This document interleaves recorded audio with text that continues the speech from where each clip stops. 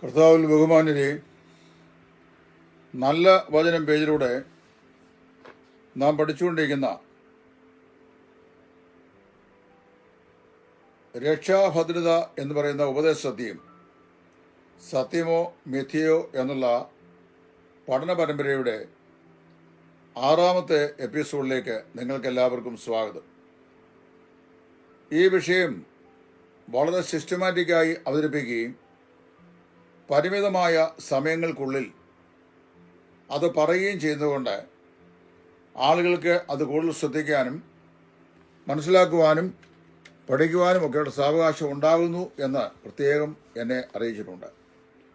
ആ ഒരു ഉദ്ദേശത്തിൽ തന്നെയാണ് ക്രമബദ്ധമായി വളരെ പരിമിതമായ മിനിറ്റുകൾക്കുള്ളിൽ ഈ വിഷയം അവതരിപ്പിക്കുന്നത്. കഴിഞ്ഞ ദിവസം നമ്മൾ പഠിച്ചത് രക്ഷ വീണ്ടെടുപ്പിൽ അടിസ്ഥാനപ്പെട്ടിരിക്കുന്നു. അതുകൊണ്ട് വീണ്ടെടുപ്പ് അസാധു ആയെങ്കിൽ മാത്രമേ വീണ്ടെടുക്കപ്പെട്ട വസ്തു അത് അസാധുവായി തീരുകയുള്ളൂ. അവൻ നമുക്ക് നൽകിയ വീണ്ടെടുപ്പ് എന്നേക്കുമുള്ള വീണ്ടെടുപ്പാണ് എന്ന് എബ്രായലേഖനക്കാരൻ പറയുന്നതുകൊണ്ട് കർത്താവായ യേശു ക്രിസ്തുവിന്റെ കാൽവരിലെ ക്രൂശിലെ മരണം മുഖാന്തരമായി ദൈവം മനുഷ്യവർഗത്തിന് നൽകിയ വീണ്ടെടുപ്പ് എന്ന് പറയുന്നത് നിത്യത വരെയും മാറ്റമില്ലാത്തതായി നിലനിൽക്കുന്നതായതുകൊണ്ട് വീണ്ടെടുക്കപ്പെട്ട വസ്തുവായ വിശ്വാസിയും യാതൊരു കാരണവശാലും അഴിവില്ലാത്തവനായി നിത്യതയോളം തുടരുന്നു എന്നുള്ള ഉപദേശ സത്യമാണ് അവിടെ പഠിക്കുവാൻ ദൈവം നമ്മെ സഹായിച്ചത്. ഇന്ന് ഞാൻ ഇനിയും പറയാൻ ഉദ്ദേശിക്കുന്നത് നമ്മുടെ രക്ഷ ഭദ്രമായിരിക്കുന്നതിന്റെ മറ്റൊരു കാരണമാണ്. വിശുദ്ധ വേദപുസ്തകത്തിൽ പറയുന്നു അത് പരിശുദ്ധാത്മ മുദ്രയിൽ അധിഷ്ഠിതമാണ്. പരിശുദ്ധാത്മാവ് എന്ന് പറയുന്ന വിഷയം പഠിക്കുമ്പോഴാണ് വാസ്തവത്തിൽ ഈ വിഷയം വളരെ വ്യക്തമായി നമുക്ക് പഠിക്കുവാൻ പുതിയ പ്രകാരം സാധിക്കുന്നത്. ആത്മമുദ്ര, രണ്ട് പ്രത്യേക കാര്യങ്ങൾ ഒരു വിശ്വാസിയെ സംബന്ധിച്ച് തിരുവഴുത്തിൽ പറയുകയാണ്. ഒന്ന് ആത്മാവിന്റെ മുദ്ര, മറ്റേത് ആത്മാവിന്റെ ആചാരം. പരിശുദ്ധാത്മാവ് സംബന്ധിയായി ഒരു പാപി രക്ഷിക്കപ്പെടുമ്പോൾ അവന്റെ ജീവിതത്തിൽ ലഭിക്കുന്ന ധാരാളം അനുഗ്രഹങ്ങളെക്കുറിച്ച് പുതിയ നിയമം പഠിപ്പിക്കുന്നുണ്ട്. അതിലൊന്നാണ് പരിശുദ്ധാത്മ മുദ്ര എന്ന് പറയുന്നത്. എവിടെയത് വായിക്കുന്നത്? എഫേസ് ലേഖനം 4-ാം അധ്യായത്തിന്റെ 30-ാമത്തെ വാക്യം. എഫേസ് ലേഖനം 4:30 ദൈവത്തിന്റെ പരിശുദ്ധാത്മാവിനെ ദുഃഖിപ്പിക്കരുത്, അതിനാലല്ലോ നിങ്ങൾ വീണ്ടെടുപ്പ് നാളിനായി മുദ്രയിടപ്പെട്ടിരിക്കുന്നത് എന്ന് പറയുന്നു. അവിടെ പറയപ്പെടുന്ന വീണ്ടെടുപ്പിന്റെ നാളെന്ന് പറയുന്നത് നമ്മുടെ ശരീരത്തിന്റെ വീണ്ടെടുപ്പായ പുത്രത്വം അല്ലെങ്കിൽ തേജസ്കരണത്തിന്റെ നാളിനെ കുറിച്ചാണ് പറയുന്നത്. നമ്മുടെ ആത്മാവിന്റെ വീണ്ടെടുപ്പ് സാധിച്ചു കഴിഞ്ഞു. എപ്പോഴ്? കർത്താവായ യേശുവിൽ നാം വിശ്വസിച്ച മാത്രയിൽ. റോമർ 8:1 വായിക്കുന്നു, അതുകൊണ്ട് ഇപ്പോൾ ക്രിസ്തുയേശുവിൽ ഉള്ളവർക്ക് ഒരു ശിക്ഷാവധിയുമില്ല. യേശു ക്രിസ്തുവിൽ ഒരു പാപി വിശ്വസിക്കുമ്പോൾ, അവനെ രക്ഷിതാവും കർത്താവുമായി ഹൃദയത്തിലേക്ക് സ്വീകരിക്കുമ്പോൾ അവന്റെ സകല പാപകന്മഷങ്ങളും ക്രൂശിൽ ചൊരിഞ്ഞ രക്തത്താൽ ദൈവം അവനോട് ക്ഷമിക്കുന്നു. അങ്ങനെ ക്ഷമിക്കുന്നത് മുഖാന്തരമായി അവന്റെ പാപത്തിന്റെ ശിക്ഷ അവനിൽ നിന്ന് നീക്കിയിട്ട് ശിക്ഷയില്ലാത്തവൻ എന്നുള്ള വിധി പ്രഖ്യാപനം അവനുണ്ടാകുന്നു. അതാണല്ലോ നീതീകരണം എന്ന വിഷയത്തിൽ നമ്മൾ അതിനു മുമ്പ് പഠിച്ചത്. സ്വർഗീയ കോടതി പാപിയെ നീതിമാനായി പ്രഖ്യാപിച്ചു. അങ്ങനെ പ്രഖ്യാപിച്ചപ്പോൾ തന്നെ പരിശുദ്ധാത്മാവിനെ കൊണ്ട് നമുക്കൊരു മുദ്ര തന്നു. ആത്മാവിന്റെ മുദ്ര അത് നമുക്ക് കാണാൻ പറ്റുകയില്ല. കാരണം ആത്മാവ് തന്നെ അശരീരിയാണ്. അശരീരിയായിരിക്കുന്ന ആത്മാവ് ആ ശരീരിയായിരിക്കുന്ന മനുഷ്യാത്മാവിന്മേൽ ഇട്ടിരിക്കുന്ന ഒരടയാളമാണ് മുദ്ര എന്ന് പറയുന്നത്. എന്താണെന്ന് ഞാൻ വിശദമായി പറയാം. മുദ്ര 1-2 കാര്യങ്ങളെ വിളിച്ചറിയുകയാണ്. ഉടമസ്ഥതയെ അത് സൂചിപ്പിക്കുന്നു. ഒരു പാപി കർത്താവായ യേശുവിനെ രക്ഷിതാവും കർത്താവുമായി ഹൃദയത്തിൽ ഏറ്റുകൊണ്ട് ഒരു ദൈവ പൈതലായി വേർതിരിക്കപ്പെടുന്ന നിമിഷത്തിൽ ദൈവത്തിന്റെ അദൃശ്യനായ പരിശുദ്ധാത്മാവിനെ കൊണ്ട് രക്ഷിക്കപ്പെടുന്ന ഈ വിശ്വാസിയെ കർത്താവ് മുദ്രയിടുന്നു. ആ മുദ്രയുടെ അടയാളം നമുക്ക് നൽകുന്നത് യേശു ക്രിസ്തുവിന്റെ രക്തം കൊണ്ടാണെന്ന് സാമാന്യമായും വിശ്വസിക്കാം. കാരണം ഒരു മുദ്രയ്ക്ക് മഷി വേണമല്ലോ. മഷി വേണം, അതിന്റെ അച്ഛൻ വേണം. അച്ഛൻ സാധാരണയായി മായാത്ത ഒരു മഷിയിൽ മുഖിയാണ് ഒരു പുസ്തകത്തിന്മേൽ അല്ലെങ്കിൽ പേപ്പറിന്മേൽ മുദ്രയിടുന്നത്. അത് ആ പേപ്പർ ലഭിക്കുവോളം അതിൽ മായാത്തായി കിടക്കും. മുദ്ര ഒരിക്കലും മായുകയില്ല. മുദ്രിത മഷി ഒരിക്കലും മായുകയില്ല. പേപ്പർ ദ്രവിക്കുന്നവരെ അത് ഉണ്ടാവും. നമുക്ക് ദൈവം യേശു ക്രിസ്തുവിന്റെ രക്തം കൊണ്ട് നമ്മെ മുദ്രയിടുന്നു. അതുകൊണ്ട് രക്തം കൊണ്ട് മുദ്രയിടപ്പെട്ടിട്ടുള്ള ശുദ്ധന്മാർ എന്നൊരു പാട്ടുമുണ്ടല്ലോ. രക്തം കൊണ്ടാണ് നമ്മെ മുദ്രയിട്ടിരിക്കുന്നത്. അത് നമ്മുടെ ആത്മാവിൽ ചെയ്തിരിക്കുന്ന പ്രവൃത്തിയാകിയാൽ നമ്മുടെ കണ്ണുകൊണ്ട് നമുക്ക് കാണാനായിട്ട് സാധിക്കുകയില്ല. പരിശുദ്ധാത്മാവിനാൽ ഒരു രക്ഷിക്കപ്പെട്ട പാപിയെ കർത്താവായ യേശു മുദ്രയിട്ടപ്പോൾ ഈ മുദ്ര വിളിച്ചു പറയുകയാണ്, ഉടമസ്ഥത ഇനിമേൽ ദൈവത്തിൻ്റെതാണ്. ഒരു പാപി രക്ഷിക്കപ്പെടുന്നതിന് മുമ്പുള്ള നാളുകളിൽ അവന്റെ ഉടമസ്ഥത ആർക്കായിരുന്നു എന്ന് എഫേസ് ലേഖനം 2-ാം അധ്യായത്തിന്റെ ആദ്യത്തെ ചില വാക്യം പറഞ്ഞിട്ടുണ്ട്. മുമ്പേ നിങ്ങൾ ഈ ലോകത്തിന്റെ കാലഗതിയെയും അനുസരണക്കേടിന്റെ മക്കളിൽ വ്യാപരിക്കുന്നവന്റെ ആത്മാവിനെ അനുസരിച്ചാണ് ഒരു കാലമുണ്ടായിരുന്നു. ഇപ്പോൾ അങ്ങനെയല്ല. ഇപ്പോൾ നമ്മെ എന്ത് ചെയ്തു? ദൈവം പിശാചിന്റെ ഉടമസ്ഥതയിൽ നിന്ന്, പിശാചിന്റെ ആധിപത്യത്തിൽ നിന്ന് തന്റെ പുത്രനായ യേശു ക്രിസ്തുവിന്റെ രക്തം കൊണ്ട് നമ്മെ മറുവില കൊടുത്ത് വിലയ്ക്ക് വാങ്ങി ദൈവത്തിന്റെ അവകാശമാക്കി മാറ്റി. ഇപ്പൊ രക്ഷിക്കപ്പെടുന്ന നാൾ മുതൽ പാപി പിശാചിന്റെ വകയിൽ നിന്ന്, ഉത്തരവാദിത്തത്തിൽ നിന്ന്, അടിമത്തത്തിൽ നിന്ന്, ഉടമസ്ഥതയിൽ നിന്ന് കർത്താവിന്റെ ഉടമസ്ഥതയിലേക്ക് പരിവർത്തനപ്പെടുന്നു. അങ്ങനെ എന്ത് ചെയ്യുന്നു? ഉടമസ്ഥനായ ദൈവത്തിന് വേണ്ടി ഒരു വസ്തുവിനെ ഭദ്രമാക്കി തീർക്കുന്ന പ്രവൃത്തിയാണ് മുദ്ര എന്ന് പറയുന്നത്. ഉടമസ്ഥാവകാശം അതാർക്കാണ്? അത് ദൈവത്തിനാണ് എന്ന് പറയാം. ദൈവത്തിന്റെ വകയാണ് എന്ന് പറയാം. അതാണ് നമ്മിലുള്ള ദൈവത്തിന്റെ മുദ്ര വിളിച്ചറിയിക്കുന്നത്. പല വിഷയങ്ങളും അതേക്കുറിച്ച് പറയാനുണ്ട്. 1, ഉടമസ്ഥതയെ സൂചിപ്പിക്കുന്നു. 2, സുരക്ഷിതത്വത്തെയും അത് അവസാനത്തോളം ഭദ്രമായി സൂക്ഷിക്കപ്പെടും എന്നുള്ളതിനെയും സൂചിപ്പിക്കുന്നു. ഞാനൊരു ഉദാഹരണം പറയാം. നമ്മൾ സാധാരണ ഇപ്പോൾ ലെറ്റർ റൈറ്റിങ്സും പോസ്റ്റിങ്സും ഒക്കെ വളരെ കുറവാണ്. കാര്യം ഫേസ്ബുക്ക്, വാട്സാപ്പ്, ഇൻസ്റ്റാഗ്രാം തുടങ്ങി ഒരുപാട് സോഷ്യൽ മീഡിയ പ്ലാറ്റ്ഫോമുകൾ വന്നു കഴിഞ്ഞപ്പോൾ കമ്മ്യൂണിക്കേഷൻ വളരെ എളുപ്പമായി. 1996-97 ഒരു ഒരു ഒരു കോളർ ഐ ഡി കൊണ്ട് പല ആളുകളും തങ്ങളുടെ അരയിലെ ബെൽറ്റോട് ചേർത്ത് കോളർ ഐ ഡി ഫിറ്റ് ചെയ്യുന്ന ഞാൻ കണ്ടിട്ടുണ്ട് വിദേശ രാജ്യങ്ങളിൽ. അന്നത്തെ ടെക്നോളജി അവിടെ വരെ ഉണ്ടായിരുന്നുള്ളൂ. ആ കോളർ ഐ ഡിയിൽ പേജറാണ്. അതിൽ കോൾ മീ എന്നൊരു മെസ്സേജ് കൊടുക്കും, അല്ലെങ്കിൽ അത്യാവശ്യം മെസ്സേജ് കൊടുക്കും. ആ മെസ്സേജ് കണ്ടിട്ട് തിരിച്ചു വിളിക്കും. ഇപ്പോൾ വളരെ 20-25 വർഷങ്ങൾ കൊണ്ട് വലിയ നൂതനമായ സാങ്കേതിക മുന്നേറ്റമുണ്ടായി. മുന്നേറ്റം കഴിഞ്ഞപ്പോൾ ഇൻഫോർമേഷൻ അറ്റ് ഫിംഗർ ടിപ്പാണ്. അതായത് നമ്മുടെ വിരൽത്തുമ്പിലെ ഇൻഫോർമേഷൻ, അറിവ് സമാഹരിക്കത്തക്ക നിലയിൽ ഉള്ള സംവിധാനങ്ങളാണ് ഇപ്പോൾ പ്രദാനം ചെയ്യപ്പെട്ടിരിക്കുന്നത്. അതുകൊണ്ട് വളരെ വേഗത്തിലാണ് കമ്മ്യൂണിക്കേഷൻ നടക്കുന്നത്. ഇവിടെ നമ്മൾ വായിക്കുമ്പോൾ ഈ ഉടമസ്ഥതയെ സംബന്ധിച്ച് പറയുമ്പോൾ ദൈവത്തിന്റെ വകയായി തീർന്ന നാം, കർത്താവിന്റെ വകയായി തീർന്ന നാം സുരക്ഷിതരായി സൂക്ഷിക്കപ്പെടും എന്നുള്ളതിന്റെ ഒരു ഉറപ്പായി കൂടെ ഈ മുദ്ര ഇരിക്കുകയാണ്. ഒന്നത് ഉടമസ്ഥയെ പറയുന്നു. ദൈവം പറയുന്നു, ഇനിമേൽ ഇപ്പോൾ കർത്താവിനെ കൈക്കൊണ്ട ഇവൻ അഥവാ ഇവൾ എൻ്റെ വകയാണ്, എൻ്റെ മകനാണ്, എൻ്റെ മകളാണ്, എൻ്റെ ഉടമസ്ഥതപ്പെട്ടതാണ്. അവൻ്റെ യജമാൻ ഇനി മേലാൽ പിശാചല്ല, ഞാനാണ് എന്ന് ആത്മമുദ്ര പറയുന്നു. അതേസമയത്ത് ഈ ആത്മമുദ്ര പറയുന്നു, ഞാൻ എന്ത് ചെയ്യും? അന്ത്യനാൾ വരെയും ദൈവത്തിന്റെ വകയായ, ദൈവത്തിന്റെ ഉടമസ്ഥയിൽപ്പെട്ട ഈ വസ്തുവിനെ, അതാരാണ്? കർത്താവിൽ വിശ്വസിച്ച വിശ്വാസികൾ സൂക്ഷിച്ചുകൊള്ളാം. എവിടെ വരെയും സൂക്ഷിക്കാം? അവസാനം വരെയും സൂക്ഷിക്കാം. യൂദായുടെ ലേഖനം 24-ാം വാക്യം, വീഴാതെ വണ്ണം നിങ്ങളെ സൂക്ഷിച്ച് തന്റെ മഹിമാസന്നതിയിൽ ആനന്ദത്തോടെ നിർത്തുവാൻ കഴിവുള്ളവന്. അപ്പം നമ്മളെ വീഴ്ച കൂടാതെ, താഴ്ച കൂടാതെ കർത്താവിന്റെ മഹിമയുടെ സന്നദ്ധിയിൽ നാം നിൽക്കുന്ന നിമിഷം വരെയും നമ്മെ സൂക്ഷിപ്പാൻ ശക്തനായ നമ്മുടെ കർത്താവായ യേശു. അതായി എഫേസ് 4:30 പറയുന്നത്, ദൈവത്തിന്റെ പരിശുദ്ധാത്മാവിനെ ദുഃഖിപ്പിക്കരുത്, അവനാലല്ലോ വീണ്ടെടുപ്പിനാളായി നിങ്ങളെ മുദ്രയിട്ടിരിക്കുന്നത്. ഇപ്പൊ രക്ഷിക്കപ്പെട്ട ഒരു ദൈവവൈതലെ ദൈവത്തിന്റെ ഉടമസ്ഥതയിലായി കഴിഞ്ഞപ്പോൾ ദൈവത്തിന്റെ ഉടമസ്ഥതയിൽപ്പെട്ട ഈ വസ്തുവിനെ കേടുകൂടാതെ, നഷ്ടം കൂടാതെ അവസാനം വരെ സൂക്ഷിക്കുകയും അവസാനം എന്ത് ചെയ്യുന്നു? വീണ്ടെടുപ്പിന്റെ നാൾ വരെ, അതായത് ശരീരം തേജസ്കരിക്കപ്പെടുന്നത് വരെയും. നമ്മുടെ ശരീരം തേജസ്കരണം എപ്പോഴാണെന്ന് വേദോസം പറഞ്ഞിട്ടുണ്ട്. ആത്മാവിന്റെ വിശുദ്ധീകരണവും ആത്മാവിന്റെ രക്ഷയും ആത്മാവിന്റെ തേജസ്കരണവും സംഭവിച്ചു കഴിഞ്ഞു. ആത്മാവ് വീണ്ടെടുക്കപ്പെട്ട് കഴിഞ്ഞു. അത് ആത്മാവ് തേജസ്കരിക്കപ്പെട്ട് കഴിഞ്ഞു. കാരണം കർത്താവായ യേശു ക്രിസ്തു മരിച്ചവരുടെ നിന്ന് ഉയർത്തെഴുന്നേറ്റ പോലെ നാമും ജീവന്റെ പുതുക്കം ആത്മാവിൽ പ്രാപിച്ചിരിക്കുകയാണ്.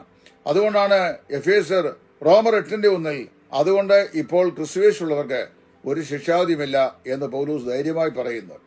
ദേഹിയുടെ വീണ്ടെടുപ്പ് ഇപ്പോൾ സാധിച്ചുകൊണ്ടിരിക്കുകയാണ്. ആത്മാവിനെയും ദേഹത്തെയും പരസ്പരം നിബന്ധിപ്പിക്കുന്ന അദൃശ്യമാകുന്ന രണ്ടാം ഘടകമാണ് ദേഹി എന്ന് പറയുന്നത്. അത് പ്രവർത്തനോർജമാണ്, ദൈവത്തിന്റെ ശ്വാസമാണ്. അതിന്റെ വീണ്ടെടുപ്പ് അനുദിന ജീവിതത്തിൽ മരണത്തിൽ നിന്നുള്ള നമുക്കുള്ള വിടുതൽ മുഖാന്തരമായി നാം പ്രാപിച്ചുകൊണ്ടിരിക്കുന്നു. എന്നാൽ ശരീരത്തിന്റെ വീണ്ടെടുപ്പ് ഇതുവരെയും സാധിച്ചിട്ടില്ല. ശരീരത്തിന്റെ വീണ്ടെടുപ്പ് സാധിക്കുന്നത് നമ്മുടെ കർത്താവായ യേശു ക്രിസ്തുവിന്റെ മടങ്ങി വരവെങ്കിൽ ശരീരം ഈ മണ്ണിൽ നിന്ന് ഉയർത്തെഴുന്നേൽക്കുന്നതോടുകൂടിയാണ്.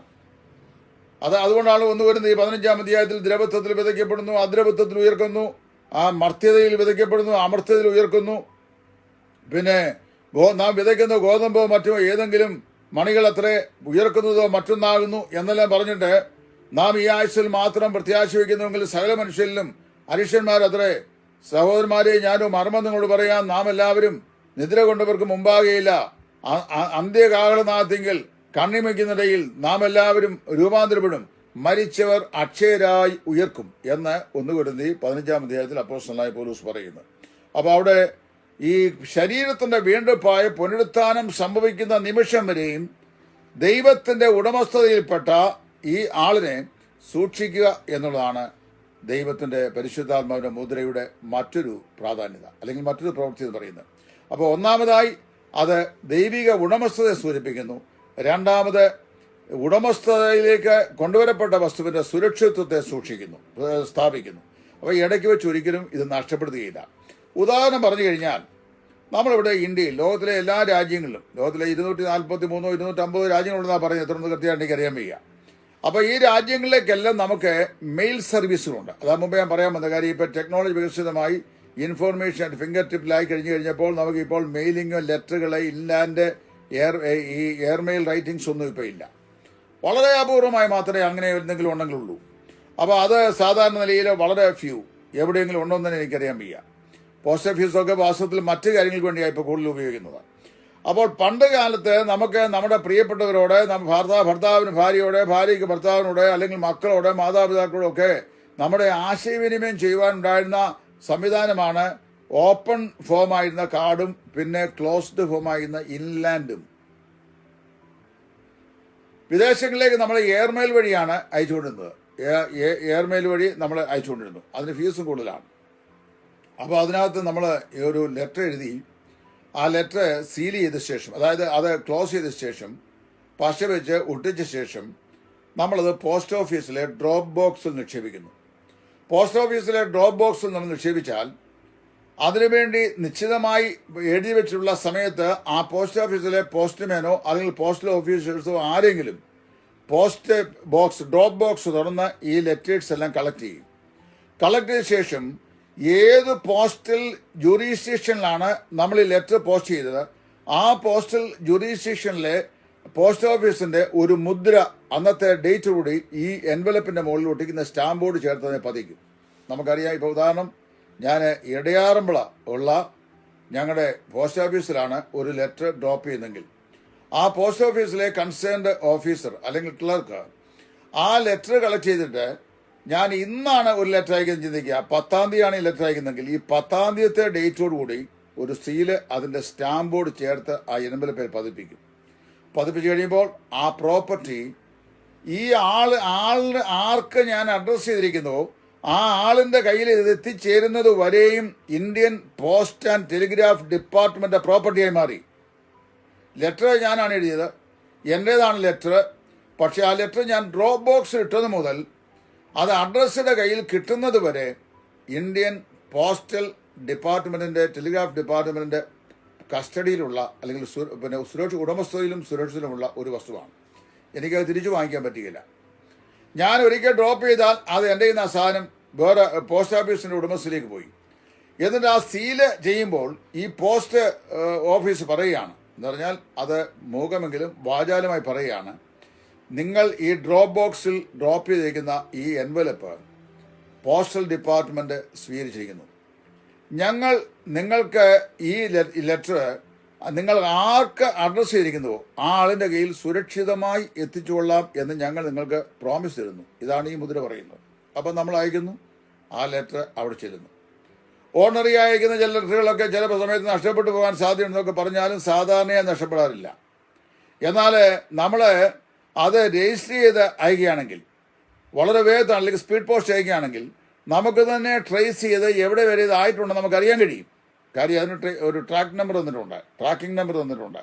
ചുരുക്കം പറഞ്ഞു കഴിഞ്ഞാൽ ഞാനിങ്ങനെ പറയാം, രക്ഷിക്കപ്പെട്ടൊരു ദൈവപൈതലിനെ പരിശുദ്ധാത്മാവിനെ കൊണ്ട് ക്രിസ്തുവിന്റെ ചോരയാൽ ദൈവത്തിന്റെ പരിശുദ്ധാത്മാവ് മുദ്രയിട്ടപ്പോൾ പറയാണ്, ഇന്ന് മുതൽ ഇവൻ അല്ലെങ്കിൽ ഇവൾ കർത്താവായ യേശു ക്രിസ്തുവിന്റെ ഉടമസ്ഥതയിൽ ഉള്ള ആളാണ്. അപ്പോൾ ഉടമസ്ഥാവകാശം കൈമാറ്റപ്പെട്ടിരിക്കുന്നു. 2, കർത്താവിന്റെ കയ്യിലേക്ക് കൈമാറ്റപ്പെട്ടിരിക്കുന്ന ഈ അവകാശത്തെ എന്ത് ചെയ്യാം? വീണ്ടെടുപ്പിന്റെ നാളിനായിട്ടാണ് മുദ്രയിടുന്നത്. നിശ്ചയമായും കരുതലോടെ സൂക്ഷിച്ച് കർത്താവിന്റെ വീണ്ടെടുപ്പിന്റെ ദിവസം അതിനെ എന്ത് ചെയ്യാം?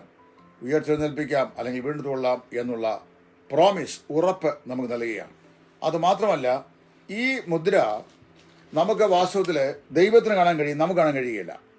ആത്മമുദ്ര ഒന്ന് കാണിക്കാമെന്ന് ചോദിച്ചാൽ നമുക്ക് കാണാൻ പറ്റുകയില്ല. കാര്യം അത് ആത്മാവിൽ ഇട്ടിരിക്കുന്നതാണ്, അത് അശരീരിയാണ്, അദൃശ്യമാണ്. എന്നാൽ ദൈവത്തിന് ഇത് കാണാൻ കഴിയും. കാരണം ഭൂമിയിലുള്ള വിശുദ്ധന്മാരോ അവർക്ക് പ്രസാദമുള്ള ശ്രേഷ്ഠന്മാർ തന്നെ എന്ന് സംഖ്യകൾ പറയുമ്പോൾ നമ്മെ ദൈവത്തിനും ദൈവത്തിന്റെ ദൂതന്മാർ കാണും. അവർ രക്ഷിക്കപ്പെടുവാനുള്ളവർ സേവകാത്മാക്കളായ ദൂതന്മാരെ ദൈവം നമുക്ക് ചുറ്റുമായി ഡിപ്ലോയ് ചെയ്തിട്ടുണ്ട്. 2, പിശാചിനും കാണാൻ കഴിയും. എങ്ങനെ വായിക്കാം? യോബിന്റെ പുസ്തകം വായിക്കുമ്പോൾ ലോകം മുഴുവൻ ഊടാടി നടന്ന പിശാച് അവിടെ നിന്ന് സ്വർഗത്തിൽ ചെന്ന് ദൈവസ്ഥാനം നിൽക്കുമ്പോൾ പിശാചിനോട് കർത്താവ് ചോദിച്ചു, നീ എവിടെ നിന്ന് വരികയാണ്? ഞാൻ ഭൂതലമെങ്ങും ഊടാടി സഞ്ചരിച്ച് വരികയാണ്. അപ്പോൾ ദൈവം ചോദിക്കുകയാണ്, എൻ്റെ ദാസനായ യോബിന് മേൽ ദൃഷ്ടി വെച്ചോ?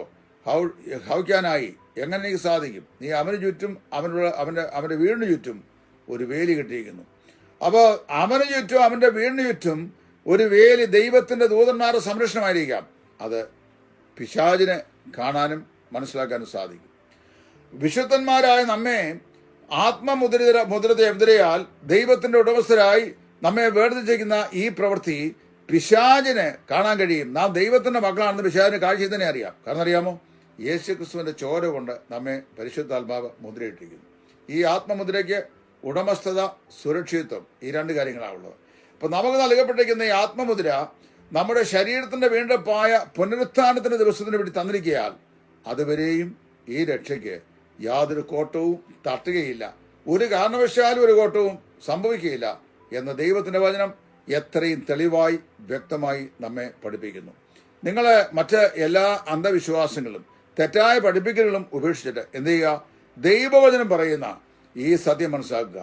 അപ്പൊ ആത്മരക്ഷ സുരക്ഷിതമാണോ എന്ന് ചോദിച്ചു കഴിഞ്ഞാൽ എനിക്ക് നിങ്ങൾക്ക് ലഭിക്കപ്പെട്ടിരിക്കുന്ന ആത്മമുദ്ര നിമിത്തം അത് സുരക്ഷിതമാണ്.